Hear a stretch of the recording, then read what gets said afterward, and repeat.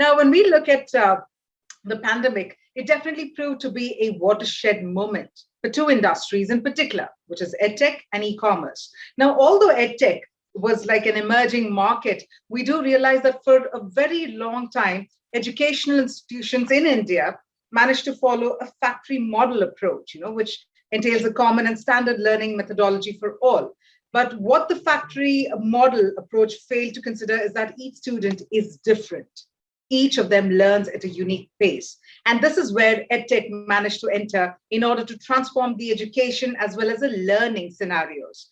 EdTech, for that matter, has emerged as a new supplementary education or coaching opportunity that students generally gained through private tutors and institutes to fill the gaps in classroom learning, which is why EdTech is indeed that vital link between student enrollment, or for that matter, participation, and that of learning.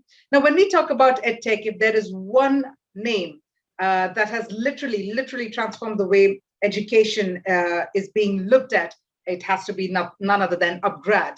And ladies and gentlemen, as we're talking about the future of EdTech, or for that matter, repurposing purpose, this evening we will be gathering insights from none other than Ronnie Screwvala, Chairperson and co-founder of Upgrad.com.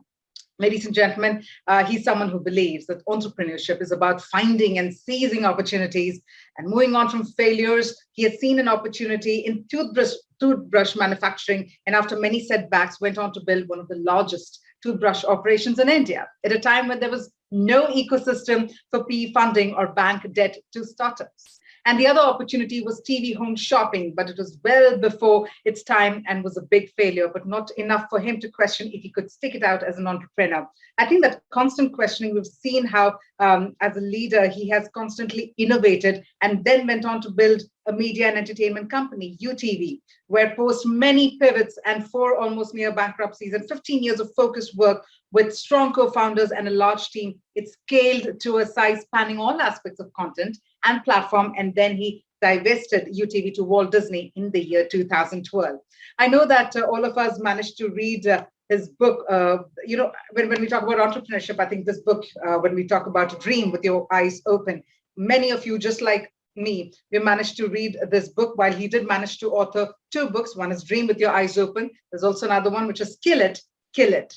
So I think when we're talking about EdTech and especially repurposing purpose, it's only befitting to gather Ronnie Screwvala's insights. But let me tell you, the one person who is also spearheading this conversation is another doyen of the industry, another leader himself, because with a broadcasting background of more than 18 years in the media industry, he currently holds the position of the Chief Executive Officer at Worldwide Media, India's leading and most credible entertainment and lifestyle content company. Having joined the Times Group in 2012 as the President, Times Center for Learning and Times Conferences Limited, where he currently presides over in the capacity as a mentor, he was also appointed as the President of EdTech, an Economic Times initiative that was founded to empower industries and segments by sharing critical business knowledge through strategic conferences and summits in the year 2012. He was business head Bloomberg UTV, where he moved after spending over 6 years at MTV Networks and Viacom 18, and was also responsible for incubating and heading Viacom Brand Solutions. In early 2015, he was appointed Chief Executive Officer of Worldwide Media, and he's also part of the reputed FIPP Management Board of Directors, where he represents Worldwide Media globally. Well, yes, ladies and gentlemen, I'm talking about none other than Deepak Lamba, the CEO of Worldwide Media and President, Time Strategic Solutions Limited. So it's time to deep dive into this amazing conversation around EdTech, repurposing purpose, and let's gather all the insights featuring none other than Ronnie Screwvala and Deepak Lamba. Here we go. Very good morning, good afternoon, or good evening to all of you ladies and gentlemen, depending on which part of the world you're joining us from today. Today we've got it's my privilege to have a very, very interesting session being presented to you as part of this year's Global Business Summit. Ronnie Screwvala is someone who's always believed in what he does, and I've had the privilege of knowing him from close quarters when I used to work with him a while back. It's no wonder that it's this belief in himself that has propelled him to success in different businesses with different audiences and across different market conditions. He believed in creating one of India's first quality television content companies with UTV. then forayed into broadcasting, and now it's his firm belief in the potential of a young population of India and their need to be upskilled that is driving his imagination of upgrad. Upgrad is an outcome of his uncanny abilities to spot opportunities. In August 2001, it marched to the coveted league of the EdTech unicorns, and even in difficult times, was steadfast in its commitment to providing quality learning experiences to the Indian youth. The EdTech sector has seen unprecedented growth in the last few years, and it's quite evident from the the outpouring of investor interest and these sometimes astronomical valuations that we are seeing EdTech companies enjoy today. Byju's, which is perhaps India's largest EdTech company, is today valued at a staggering $21 billion. Unacademy is at about 3.5 billion. Vedantu is at $1 billion. And the story is actually just beginning to unfold. What then is the future of the EdTech universe? Is this a story that is built to last? Or is this another one that will fade away with time and as the world returns from the extended hiatus of the corona or the COVID pandemic and gets back to normalcy? Who better than to answer these questions than the man who wears both hats, that of an entrepreneur and also that of a very avid investor, Ronnie Screwvala. Ronnie, thank you so much for joining us today. And on behalf of the Times of India Group, it's my privilege to welcome you once again to the Global Business Summit. Thank you. Thanks for having me. Okay, so without further ado, should we just jump in straight away? I've got a few sort of questions that seem to be on everybody's mind. Yeah, perfect. And I just your introduction, I just want to make an opening comment because you said uncanny knack of looking at opportunities. Education and EdTech, there's nothing uncanny about it. I think it's staring at all of us, all 7 billion people anywhere in the world. I think we all need to understand, and I think we're realizing that education is no longer an event and it's now lifelong learning. So I don't pride myself with an uncanny ability. I think I just looked at something that is staring at all of us and looked at this opportunity, and that's why I'm in this space. So go ahead. Okay, great. The first question, I think we'll start off. The last 2 years, I think perhaps in our lifetime, have been probably the most unpredictable because of the pandemic. So there was a very heavy tailwind that drove unprecedented growth of the sector, right? So if you can help us understand the pandemic, how did it shape the destiny of the EdTech industry? Because in a lot of sense, because people were staying at home and could not go into the conventional, traditional sort of education houses, perhaps there could have been obvious momentum. But do you think that is sustainable and that will be here to stay, or that once the world returns back to normalcy, you will sort of find the momentum sort of diminishing a bit? How does it look? That's a very sharp question. That's a very sharp question, Deepak. I'd say it this way. Firstly, the reason EdTech came about is not because it was an anticipation of everyone staying at home or COVID. The very fact that technology being harnessed in most countries, developed and developing countries, each one has their own problems when it comes to learning and education. Some where they're more job ready. In some countries, the challenge is affordability. In some countries, the problem is accessibility. In even the Western countries, it's affordability where everyone is actually, student debt is one of the biggest and largest problems for a lot of people, even though they have the best facilities. So EdTech is here to solve, contribute into this entire sector, which otherwise has been relegated only in offline. So I think COVID was a good circuit breaker, a speed breaker, because two things happened. It self-evangelized online learning, because now suddenly corporates, from CEOs to HR heads, to university heads, to faculty heads, to the what I would call passive supporter, the parent or the spouse who otherwise doesn't understand an online learner to figure out what exactly they're doing in front of a computer for 3 hours. All those ecosystems started accepting the fact that digital and online is here to stay. So that, I think, COVID did in 2 years what would have otherwise taken 10 years for concept selling. Yep. Having said that, the setback, I think, to some extent is that the assumption of everybody now seems to be that EdTech is education with a Zoom or any other technology that you use, and it's a plain live lecture, but it's just so not. So I just wanted to go back in time that even well before COVID, when EdTech companies were around, they invested in some of the most important investments in tech platform. The most important thing is to remove anonymity from online learning, because when you go to a campus, there's a face to you. You can't just not turn up the next day. You'll be a high-profile dropout. Here, we don't log on the next day. You could be a dropout.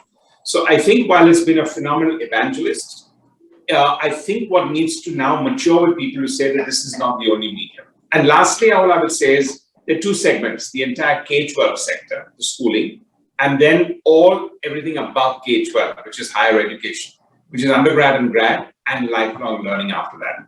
The K-12 sector, I think, has got a lot more tailwind during COVID because children are at home, parents were feeling guilt and FOMO, and therefore that sector actually built much more. The higher education, that is mixed bag because also job instability and insecurity came about. So people were also tepid about saying, do I want to make these? So I think it's been a good balance, but overall, phenomenal evangelist and a great understanding and acceptability in the ecosystem. Thanks. Ronnie, very insightful, and I'm going to put a pin on the one point you mentioned, in the higher education business, which is where Upgrad sort of functions in, which is about, the unpredictability and the change of jobs and how education will help that. And I'll come back to you a little later to talk a little bit more about that, because quality education is one aspect, but also needs an acceptance from both the industry as well as the government for it to be recognized as a parallel to traditional education. So we'll revisit that. But my second query to you would be: we've seen the EdTech universe take a quantum leap. Many established unicorns. You yourself have entered the unicorn club, I think, in August 2021. So, how are investors seeing this transformation, and what is driving this slew of investments in the sector, and how do you see its future trajectory? Again, is it? I mean, we see that the finance world. I mean, it's been a little flush with funds. So, is this a question of liquidity in the market that sort of also help the EdTech industry? Or do you see this being sustainable? I wouldn't comment on the investor side because it's a different priority. It's a different day. It's a different part where you wake up every morning and take business decisions when you're an investor or when you have the funds. What I'd say is, with a little bit of caution, is that mostly education has been looked as a non-for-profit sector around the world. And therefore, to suddenly helicopter land the word unicorn is not the most parative one if you want the EdTech sector to grow anywhere in the world. So I would just put that as a sense of balance. As far as we're concerned at Upgrad, we are very cautious about the fact there are two aspects here. I think education, of course, you need to be in the for-profit sector for it to grow exponentially. But at the same time, you need that balance of communication where people don't feel that it's exploitative. Already in the Western world, the debt, as I mentioned earlier, is something that most people find exploitative. Yeah. So I would urge entrepreneurs, investors in the EdTech sector to not go out and really tom-tom the unicorn concept, because yes, you need the money, but you need it to change and bring massive changes. The second I would say is overall EdTech and education doesn't require deep funding, because this is not something, because most people that require funding are only in two forms: high marketing costs or high subsidy. You're almost every food delivery or every cab ride or every whatever else is subsidized and is not even gross margin positive. If you take these two capital requirements out, you don't need to get into the mouths and doubts. And education is not about marketing. Again, for the last 100 years, it hasn't been shoved in your face with an ad commercial. So for the first time, you're doing it. But I would say with both these, subtlety, maturity, sensibility, and startups in the education sector cannot be viewed as startups because actually you're changing people's lives. So on day one, you need a very mature approach to what that will be. So I just wanted to put that into perspective. In a direct sense, EdTech will definitely attract a lot of investor attention. I think the models will need to be a lot more integrated. Today, I think there are a lot more in verticals and silos. I think global EdTech companies will come about. It's not like in the US, if you can survive. Most of the US companies today are quoting below their listed price. And there's a reason for that. And if you look at the emerging markets, there's an entire different channelization. And I think China, to that extent, because of more political reasons than regulatory reasons, have kind of nixed any innovation in EdTech. So it's a good field for everyone to get into a very mature. And I would say this is not a unicorn race. This is about, in 5 years and 10 years, who are going to build companies that outlast most of the others. That's how we look at it from our point of view. Actually, so very well said. And one thing that struck me in what you were saying was that, this is not about marketing. Marketing will, heavy push into marketing is suddenly not going to take you in a different trajectory. And, having run a EdTech business myself, I remember 7 years ago when we started this, because we were part of a media group, we thought the easiest way to add fuel to it was just inject marketing, which comes naturally to us. And we realized the hard way that it's, the trust and it takes time to build, and it's about the quality of your, your throughput that will ultimately determine your future. It's not about marketing. So for a lot of, the startup EdTech companies, I think that's a very valuable lesson that you've just heard from Ronnie, that it's just because you're suddenly having funds doesn't mean you necessarily need to go and sort of splurge on marketing. I think the key is to focus on building an excellent throughput system whereby your learners are actually getting better bang for their buck or better value for their money. Thanks, Ronnie. Democratizing quality education is one of the key offerings of EdTech companies. So how are EdTech companies contributing to upskilling the workforce of the future? How is it driving changes that we see at the workplace with a hybrid work culture now on a much larger canvas? Already easy accessibility to... I would sum that up into 4 parts. One is accessibility, okay? University and offline learning is a much more eliminative process. What I would say is a much more selective process, but online learning is a much more eliminative process. You have 1,000 people applying, only 10 may get into an offline university. You have 10,000 people applying to an online course. Mostly 9,000 will actually move in, not because you've dropped the level of it, it's because you'll counsel the other 1,000 to go out and pick up something else, some skills before they come in there. So suddenly accessibility has come. Geographical accessibility is important. Most people in education, wherever they've gone, have pursued something in a 200-kilometer radius, whether it's in the United Kingdom, Canada, France, North America, or even in Vietnam or India. That has changed because now you can have access to global brands, and you don't need to have the top brands. In fact, some of the top brands intimidate a lot of people because they feel I may not have credibility on my CV when it looks like that. So I think the third one is affordability. Most people think actually, an online course for $4,000, that's quite expensive.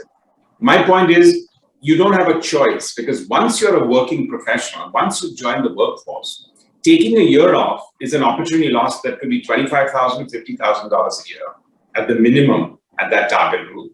Then you're relocating for a year by taking that year off, and then the cost that you would go. Basically, 99.99% cannot afford to take a year off or 6 months off or a year and a half off to top themselves up. So online, and it humors me when people are saying, what is the total addressable market of online education? 1.3 billion people, the knowledge workers, the workforce, is really the core. At some stage over the next 2, 3, 4, 5 years, each one will have a penny dropping moment that they need to upskill in some form, uplearn, upgrade, change their domain expertise, whatever that may be. They're going to have to turn to online education. And lastly, therefore, I would say between accessibility, affordability, and the entire element of that is really the element of peer-to-peer learning. So technology platform, which is why I said a little earlier, this is not about a live lecture on Zoom. 600 people in a class at Upgrad today have a lot more camaraderie and team leadership than the 60 people. In offline, you would feel, oh, this is too big a class, am I getting individual attention? But in online, it actually is the reverse process, because the number of peer-to-peer participation makes your learning even much more fulfilling in that context. So I think there's an incredible amount of disruption happening in the space based on all of this. So you mentioned this, and I fully agree with you that if you're already in the workforce and you're looking to upgrade your skill sets in order to continue to stay relevant and to keep pace with the world's evolution, um, obviously online is the way to go. But for people who are entering the workforce, right? And I've said this in the past. We, especially in India, we believe that the route to Lakshmi or wealth comes from Saraswati, which is learning. But education seems to in India be replaced by degree. We are a degree crazy nation, and it is the degree is almost like a guarantee for getting a job, which is why people pursue degrees. So they're not really pursuing education in terms of learning; they're just pursuing a means to an end. I get a degree, and therefore I will get a job. Now, when it comes to that, for people who are entering the workforce, will a degree or a diploma or a certificate being offered by online education companies be acceptable by the industry as a valid recognition of talent, and thereby you're entitled eligible as a student to get a job? Because, for example, a lot of government banks, for example, or public sector banks, necessarily have to have a recognized degree from a university which is not correspondence or online in order to even be eligible for a job. So don't you think that the government and the industry also need to take steps to accredit the EdTech or the online businesses and put them at par with the traditional businesses? Because it almost seems to be therefore that online education is a cheaper or more cost-effective substitute as compared to the real thing. Yeah. Deepak, I think there's no magic wand. Much as I'm sitting in an EdTech company, I would like that magic wand where somebody should just tell me, you're legit, you're serious, you're the future, you're this, you're that. It is a delicate balance for any regulator, any government, anywhere in the world. And this is not just, I mean, if you look at the US, where everyone feels, oh, that's the epitome of this thing, it's actually, even there's a disdain today for profit, for example. And that's why backlash. So it's a delicate balance. Over the last 100 years, governments, people, education institutions have given the authority to people who they believe have got the gravitas and the pedagogy and whatever else. So when you see just technology coming and disrupting that, there's a sense of responsibility that needs to be done. So I think absolutely what is happening today around the world is that recognition is technology will get you affordable and accessible. You need to work together. The blended model should start first. Colleges and universities have never had the competence necessarily to market and advertise because they've never felt the need to do that. So can there be a strong marriage? And I think from that element, you will find people going there. Having said that, I think corporates today are much more accepting the fact that a branded university or a branded course or an online course today, because that plethora of population has already come there and the ROI has started to kick in. Even learning managers around the world feel that I hire a new person, I pay their salary, then I send them a 3 months training offline, then they come in, 50% leave the company anywhere in the world 1 year later. That is something that online is juxtaposing and saving costs and bringing more efficiency and enabling more high retention. So that realization at various entry points for the CEOs, for the learning heads, for the HR heads, actually is making the difference. That's going to build about that parity. There, I would say it's not a magic wand, both for the government or for the corporate world. So, when society or the consumers who are seeking education look at sometimes education as a means to an end in terms of getting a job and having a better life. So in EdTech, outcomes seem to be the driving force, right? So the working professional will always look for return on his investment. So how is this being ensured? How is the future one where EdTech companies will necessarily have to promise education with a job guarantee? What are your thoughts on this? Because a lot of people say, so I'll break that up into two parts. I'll break that up into two parts. Outcomes and ROI on your investment, very critical. Does that equal to job guarantee? Absolutely not. Because firstly, even if I put you in a job, there are no job guarantees in the 21st century. Let's be very clear. Yeah. There are absolutely no, even when you're an entrepreneur, you're not guaranteed because you could be boxed out. But I think this world, yes, 25% of the people join government services where the job security level is much higher. Let's be very clear. And that's a serious sector because almost anywhere in the world, government is the largest employer. That, if you're looking at that job security, that's a very strong one. But I would say the 75% other in the private sector, there isn't a job guarantee. So this whole notion that says, okay, I'm going to do this and I'm making a deal with you that I'll pay you and I'll learn, provided you ensure that I have a job guarantee. Job guarantee is a tip the den concept. I give you an appointment letter, you join a job, but 4 days later or 4 months later, you're not competent. So therefore, I would urge people that I think the job guarantee process has been reinvented by fintech companies and a certain amount of private equity investors to open a new categories like the banking sector. And in 2008, you would get out 3 more debt instruments or exit instruments. Job guarantee per se is not a reality. So let's get then to outcomes and ROIs.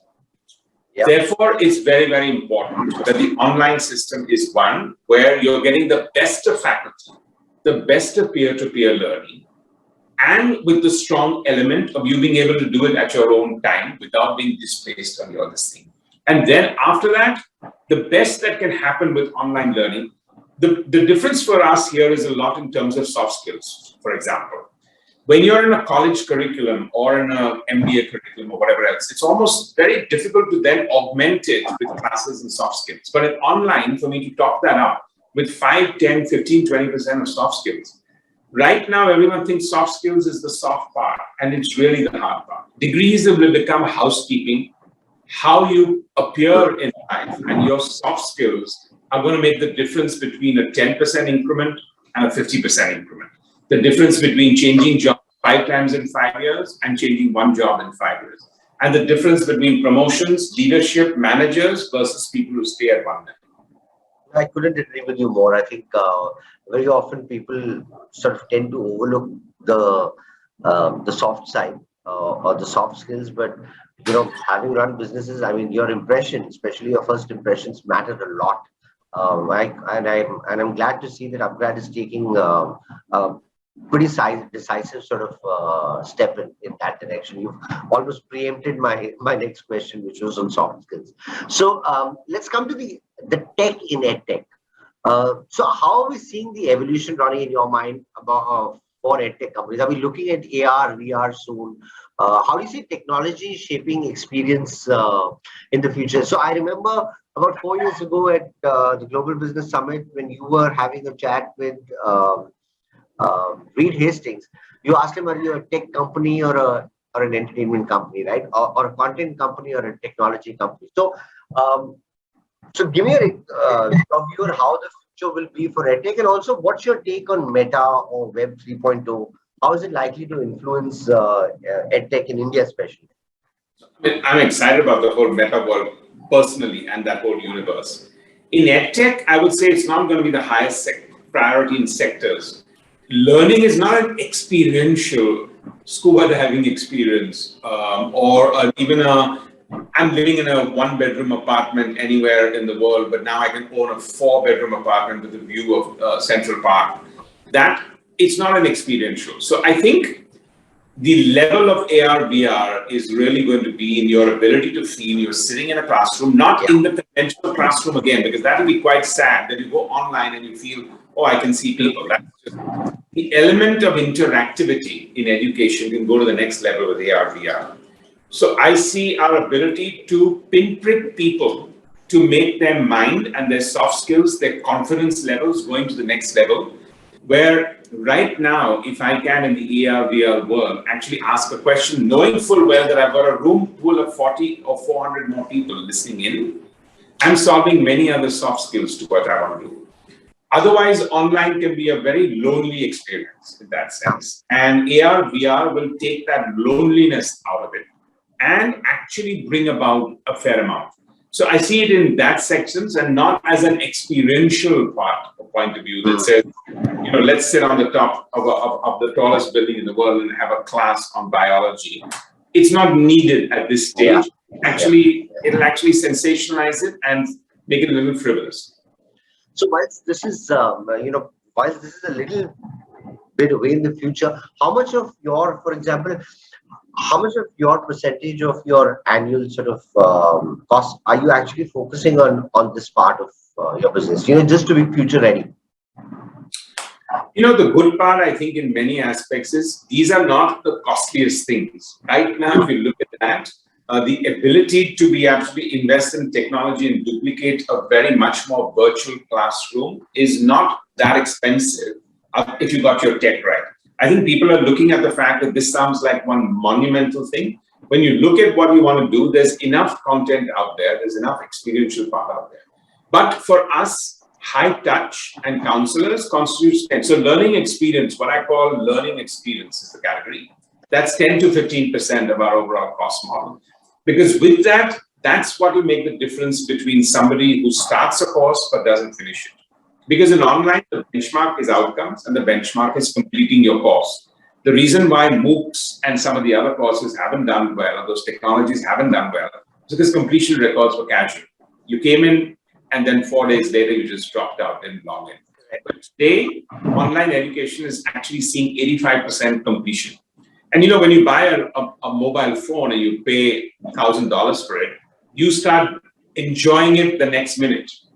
When you pay $3,500 for an online course, you got to work for the next 9 months very hard for it. So it's a different acceptability and experience and ROI and adjustment to your life. But the outcome is 10 times more rewarding than using a mobile phone. True. Well said. Okay. We are almost out of time. I'd love to continue, as always, to continue to having this chat with you. But we seem to be ending near the end of our session. So I'll end with one last sort of question for you, Ronnie. Historically, we've looked outwards, especially when you talk about higher quality education. We've looked to the West. We've looked at the bellwethers or the stalwarts being in the West. How do you see the global footprint of Indian EdTech companies in the future? Are the likes of Upgrades, Byju's, etc., going to put the Indian stamp on global education, or is India domestically enough such a large market that it's just much more? No, it's a very strong and good ending question, and I would say here very clearly, from my personal aspirations point of view, I didn't move out of media to get into education to build an Indian company. I think today the very fact that learning is an actually global phenomenon. The learner I interact with, and I do classes with people from Africa, from Vietnam, from India, or from the West Coast of America. If you see that, yes, there'll be aspiration levels, ambition levels, communication levels may be a little different. But at the core of it, when you look at it, it's quite central. So absolutely, I think there's no such thing as going to be a US company or an Indian company. I think you're going to see 4 or 5 really strong global companies that will harness the entire learning experience of lifelong learning. They'll either be in the K-12 sector, because that's a very specialized one in a different manner, or it'll be in every aspect of higher education. Where most people, higher education, people have saw 18 to 28, because after 28, nobody wants to start learning, studying. But now that's changed. So companies in that 18 to 58 and 60 years old, those are the ones that are going to create incredible value. I would have said Chinese companies had taken a good leap there, but I think now that's set back for the next 10 to 15 years, just from their perspective, more political than regulatory. So the West needs Asia, and Asia needs a very competitive like the West. And I think therefore 4 or 5 very scalable companies will emerge. That's why I said the unicorns of today are not relevant. 5 years later, what are the companies that are built to outlast the others are going to make it happen? Ronnie, and I'm glad to see, the ambition is to sort of be a global player. But I've said this, and it's true of almost every business, that, when you look at Indian companies, we're fantastic at making great products. And then once we make them, we are quick to sort of monetize those products and just move into sales. I think what we've yet to learn, which I think some of the companies at the West have mastered to almost an art, is the art of creating a brand. And it's a brand that makes an Apple today. You will have certain phone companies that will perhaps be giving you more value or more bang for your buck in the phone with features, etc., than an Apple does. But an Apple is a brand, right? It's almost like a status symbol. If you look at education companies in the West, and Harvard, or Wharton, etc., they've become brands that are synonymous as the gold standard of education. If you look at entertainment, it's Disney, and so on and so forth. We're yet to see an Indian company in any sort of crack that art of, and that's the only way you become a global company. Yeah. I hear you, and I think brands today, when you're looking at the Harvards and the Princetons and the Whartons and the MITs, or even some other colleges and universities, actually they've created an aura because of their selectiveness. So those brands have been built on selectivity, and then on the research documents and the deep. So I mean, Harvard is as much a college as it is the best scientists. Absolutely. From there. So that's that brand that stands for that. Aura based on selectivity. When we look at overall EdTech, the brands are going to be created, in my opinion, by alumni, because the alumni are going to be so large in online. When I have 5 million people that have gone through a course in Upgrad, I'm creating a brand whether I like it or not. So you may have another brand that may have 10 million customers worldwide, 100 million customers worldwide. So I think alumni, in some sense, and I'm being a little naive when I'm explaining this to you, because it's not going to be that you can start advertising a brand. In education, there is not going to, it is going to be something you experience and you come back again, and you're willing to pay much larger premiums than anywhere else. So the more lives education and EdTech companies change around the world, that's how their brands will be defined. If that is a global brand, so be it. If it's a brand that means different things in Africa, different things in Asia, different things in the US, so be it. Thank you so much, Ronnie. And in fact, I want to I can't lay enough emphasis and stress on this point.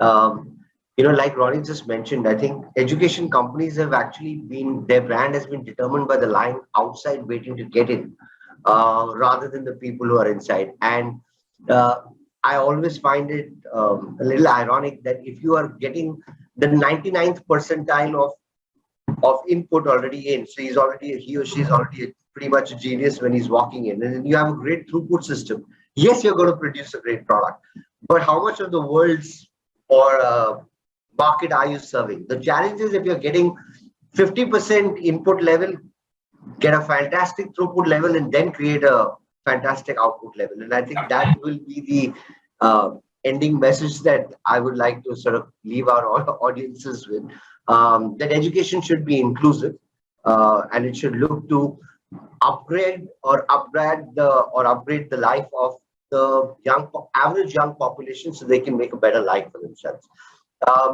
Thank you so much, Ronnie. Always a delight. And thank you, Deepak. Thanks to the Bennett Coleman Group to really spotlight EdTech as a sector in your Global Business Summit. Appreciate it.